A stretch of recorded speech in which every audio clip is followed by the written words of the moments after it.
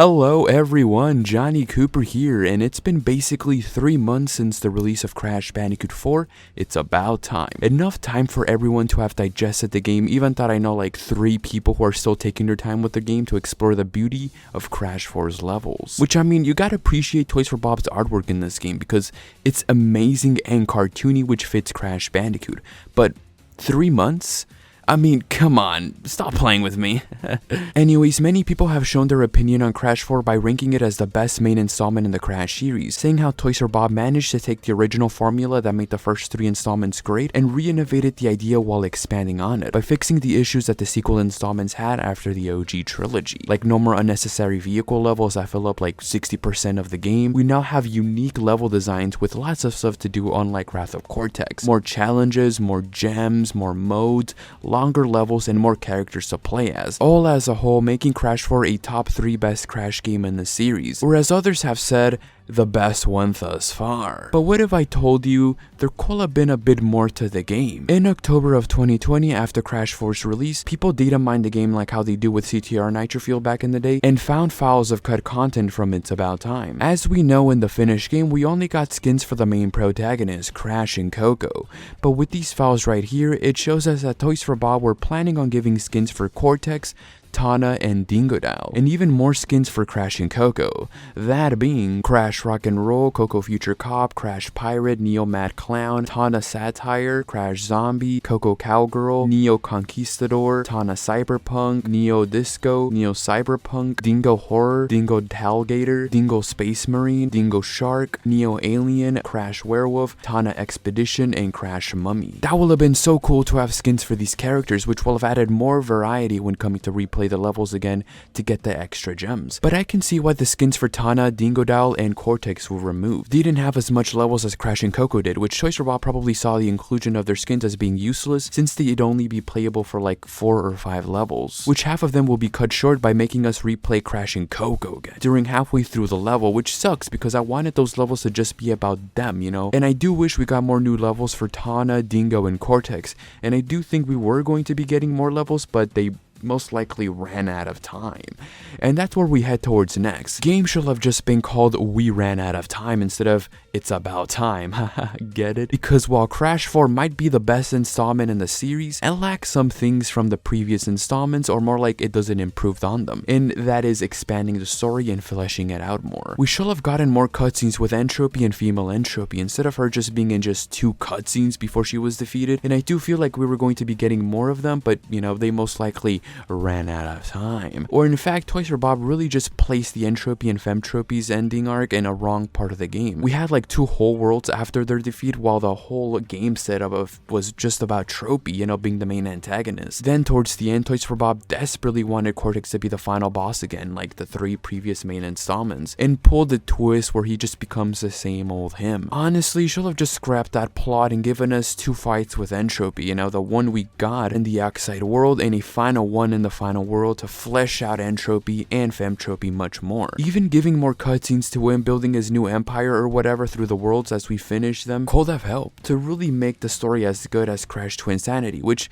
they sadly missed the mark of improving. I do feel like it's just Toys for Bob's bad storytelling than just running out of time for the Entropies, or probably a mixture of both, since they could have just given us more cutscenes of them, you know, before their defeat, and still implementing Cortex's twist towards the end. This Reddit post from LFXFA explains how there was supposed to be more on the Entropy boss battle, which I also thought when playing the boss fight for the first time. OP responds by saying, was there supposed to be more to the Entropy boss fight? From the opening cutscene bringing all the playable characters together all in one place face to face with the Entropies to Femtropy literally saying, let's see what you mongrels can do as a pack, and the ending cutscene of the fight where they all celebrate saying how quote-unquote we did it when it was only Crash and Coco who did anything makes me assume that the boss fight was supposed to be a Twinsanity style boss fight, where we get to fight the Entropies as all 5 playable characters, 4 counting Crash and Coco as the same. But whether it was because of running out of budget / time, or just not being able to find a way to fit the other 3 playable characters,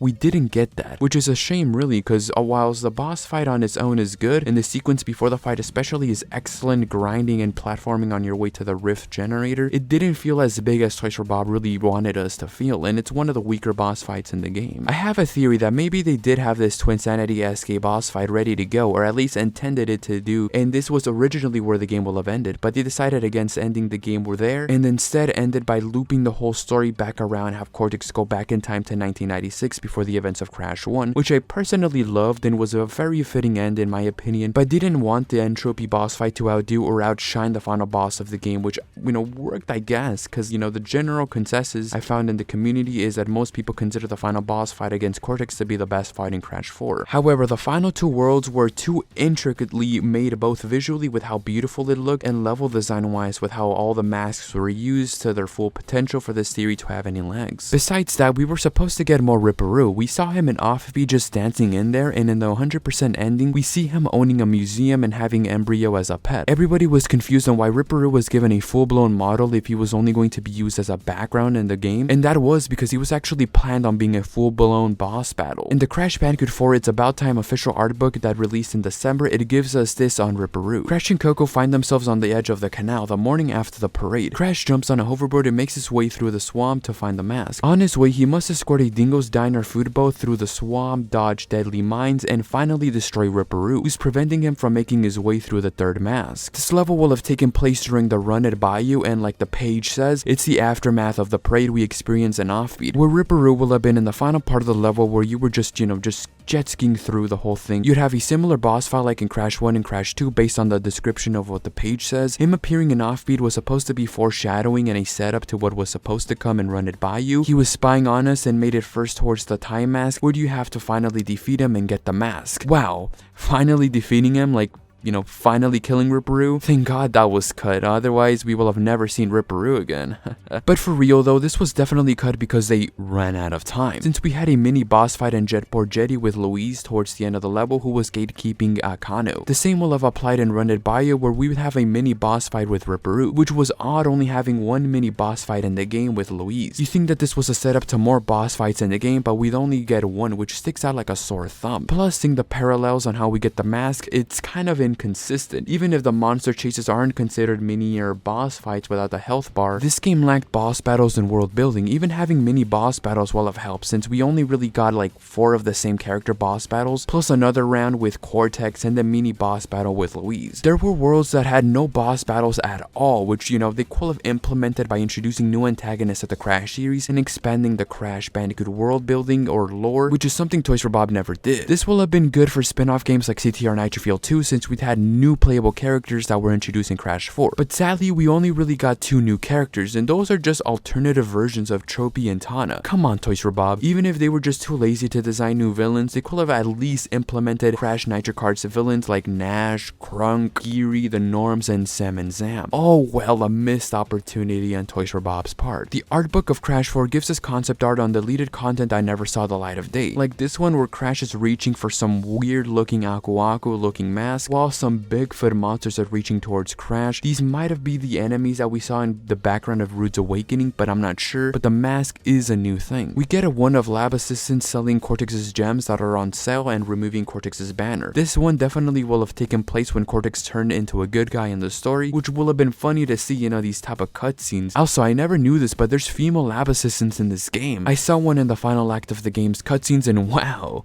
we should have gotten more of those in the game because they really got me acting up for real. Then we got some scrapped concept on the Time Mask. Who knew they could have made this mask even more elderly and more MILF-like? This one seemed like it was on the early stages before the story change, where it looked like Cortex and Entropy weren't going to age at all and will have remained babies like in the ending of Crash 3. We have baby Entropy controlling a full suit of himself as if he were an adult. That will have been a funny part to see honestly, and a cool idea, but I can see why it got scrapped. Some more concept art of Riparoo and Oxide, where we see him as a baby version of his species in here, like looking like Squidward. Different designs of Tana Bandicoot looking more like Elena from Uncharted and Indiana Jones like, which these will have sticked more to her original design, so I see why they changed it to make alternative Tana much more unique with no character trait to the original one. We get a concept art of a deleted level where we'd be minecarting with both Crash and Cortex and even Dingo Doll in a Twinsanity like way. It looks like this could have been in the Cortex Castle level. I don't know if that means that Tropy was supposed to be like the final boss battle before they changed their minds,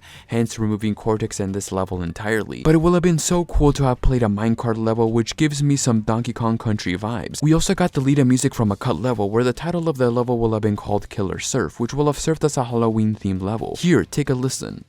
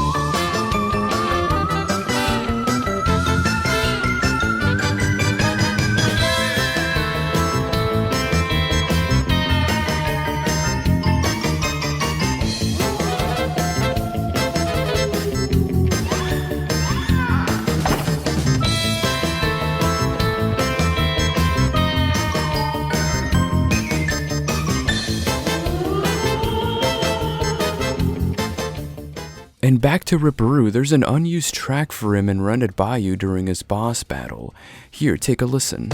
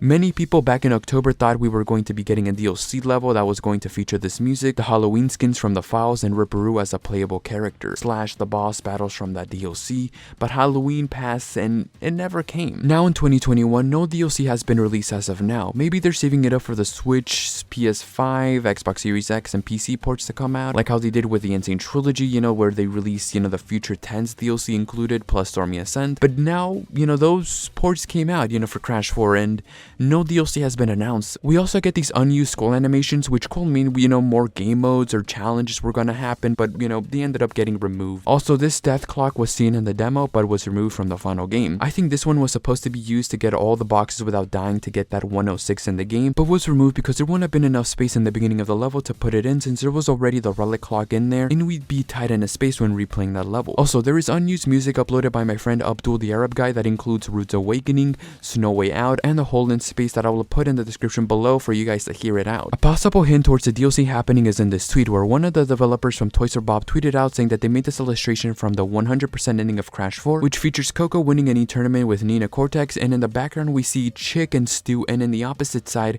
we see the main playable cast. Except there's an unfamiliar face.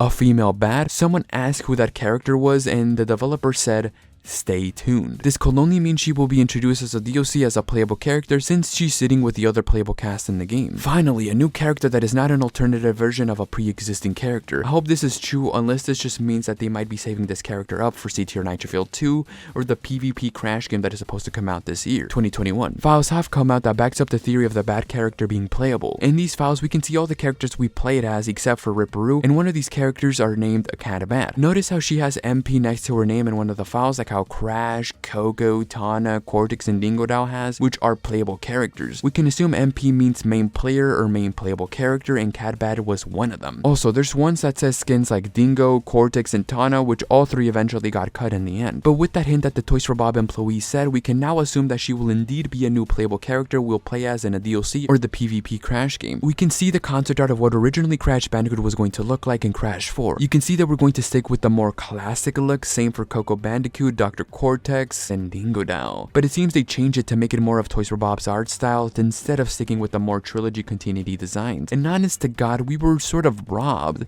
These were beautiful, man, but the ones we got aren't bad neither. But it's always, you know, a what if scenario. Skins for Dingodile, Cortex, and Tana have been released, showing them in what appears to be in either a Halloween costume or armor, which backs up those other files we talked about. We also got concept art of alternative Tana and other outfits from the developers of Toys for Bob, where we have a samurai looking Tana with a sword on her back, dragon printed pants, and this will have been found on the dragon levels just because of how it fits the tone of the level. Then we get Smoothie Tana with the smoothie placed in her back, a dragon in her head, yandere outfit, and a piece of watermelon. You know, this sort of reminds me to that, you know, CTR controversy skin, you know, from almost 2 years ago with, you know, Watermelon Tana. Then we got Electric Guitar Tana, which will have fit so much to her character because of her hair. What a missed opportunity on that one. And one with Tana with water guns, roller skates, and a Crash plush hanging in her back. And another one with a more modern normal outfit with jeans standing next to small Crash, whose design is more different than the final game, since his whole stomach is now connected to the face and he doesn't have the insane pants no more. Gosh, I wish we did get these skins for Tana and even the ones planned for Dingodile and Cortex, if only they didn't run out of time. Then we have some Coco skins that didn't make it in the final cut. This one looks cute, which displays her with ropes and a sushi on her back, like a sushi samurai chef of some sort. Pirate Tana with a crab on her back. I'm pretty sure we already got a Pirate Coco,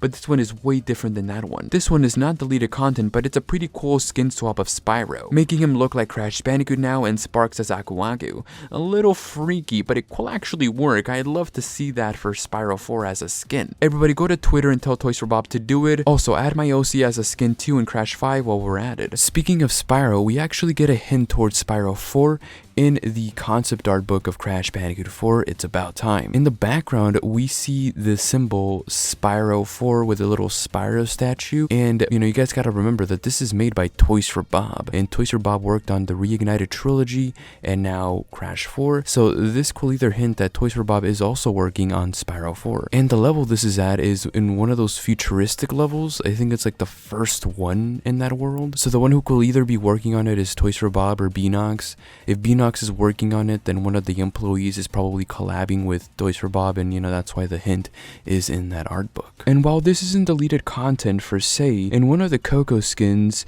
we see a similar symbol in her shoe from a popular TV show, The Simpsons, where it is a character named Dingo Dash, which is a parody of Crash Bandicoot used in one of the episodes. A nice Easter egg. Toys for Bob worker Rob DeUnis, who worked on concept art for Crash 4, has revealed that during development of fall 2018, he designed concept art of different designs Crash Bandicoot could have had in the game. We have the Insanity version, which, you know, could mean that they could have implemented the Insane / Nitrofield design with the Crash 4 plastic style design with some tweaks, or they could have kept it throughout the whole game as the Insane design before changing it early on. Honestly, this is the best design when you compare it to the rest in this sheet. Then there's the one with the Disney / Overwatch design mixed into it. Definitely the second best. I would have loved to have seen this one in the game. The shoes look very rad, and it reminds me of Sonic with the soap shoes in the adventure games. Then there's the one with the Looney Tunes design, which the Crash series aspires to be. It definitely looks a lot like the Tasmanian Devil, which again Crash was originally based off of. We got a 90s style version, which Crash has a more buffer design. Then another one titled Crunch Bandicoot. You know, this one looks way buffer than the other one. Then one that looks like Crash Landed's design. Then we have a chibi Crash looking creature right there. Then there's the one with the Crash design we already saw, and Riparoo without being tied back in his jacket, where he's about to activate a huge TNT. Then another art with Riparoo rolling a ball. This will have been cool to see, just to have Riparoo, you know, have a different bomb instead of the usual TNT. Then we got Papu Papu. He will have appeared appeared in the game, but it seems he was cut out as the story progressed, either because they ran out of time or the controversies behind his character. We got the best Papu Papu redesign we could have had, reminding me a lot of Maui from Moana, which the first one has more tech in him, which is weird to see because of how Papu Papu is usually old school, you know? But I would have loved to have seen him return with this new look. It honestly makes him much more of an interesting character. Then there's the one with a chubbier and a more dumber look with him, you know, and he has the classic tribal clothes on him. There's different versions of his staff in this art. There's redesigns of the relics with some featuring a skull in it. Then there's the skulls I mentioned that will have appeared in a death clock of sort, but these ones make them look more goofier than the animated ones that will have ended up in the final game. Then we have the more menacing ones. We get a look at the creature blob platforms when Cortex shoots his gun at an enemy. We should have gotten all these in the final game and have them used randomly instead of the pink platform we get when shooting the enemy twice. We'll have added more variety in Cortex's journey. Then we have even more images of these which look way better than the final game. The solid platform will have looked like the creature instead of that gray blank thingy, and